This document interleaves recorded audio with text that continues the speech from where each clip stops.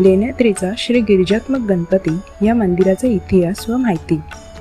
लेण्याद्रीच्या डोंगरावर श्री गिरिजात्मकाचे मंदिर आहे।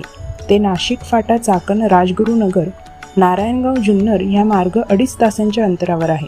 गिरिजात्मक म्हणजे पार्वती अर्थात गिरिजा हिचा पुत्र। अष्टविनायकांपैकी हे एकच मंदिर आहे जे पर्वतावर असून ते 18 गुहा असलेल्या एका बौद्ध गुहांच्या संकुलात स्थित आहे। हे गणेश मंदिर 8व्या गुहेत आहे। या मंदिरामुळे या गुहांना गणेश लेणी असे सुद्धा संबोधले जाते। गणेश पुराणानुसार देवी सतीने पार्वतीचा अवतार घेऊन गणेशाला जन्म देण्याची इच्छा व्यक्त केली। त्यासाठी तिने लेण्याद्री पर्वतावर अतिशय घोर तप केले।